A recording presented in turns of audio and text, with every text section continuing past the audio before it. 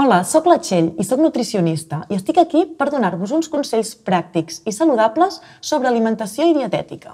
Avui parlarem dels sucs verds, salut a globs. L'avantatge de consumir les fruites i les hortalisses en forma de suc o de liquat, en aquest cas és que aconseguim una quantitat de nutrients i minerals molt més elevada que consumint la fruita o la verdura sola.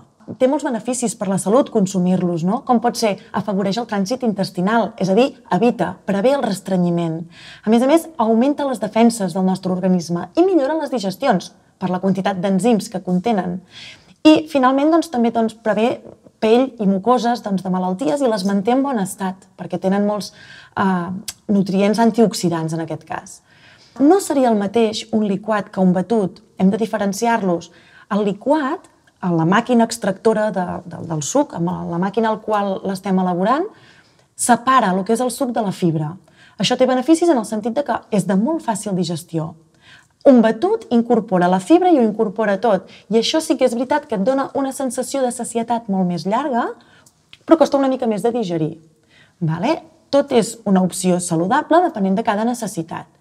Podem enriquir, a més, els liquats i batuts amb llavors de chia o begudes vegetals. En aquest cas, incorporaríem àcids grassos omega-3 o calci i altres nutrients molt beneficiosos per la nostra salut. Cal tenir en compte, però, que un suc no ens podem excedir amb fruites per evitar l'excés de sucres, perquè, esclar, el sucre en excés tampoc seria tan bo per la salut, no? Llavors, la recomanació és màxim 1 o 2 peces de fruita amb cada suc i liquat i tota la resta que siguin vegetals, hortalisses, com poden ser les fulles d'api o espinacs, la col cale.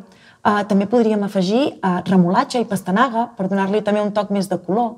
Les varietats són múltiples i diverses. I fins aquí els consells d'avui. I ja ho sabeu, com sempre, a la teva salut.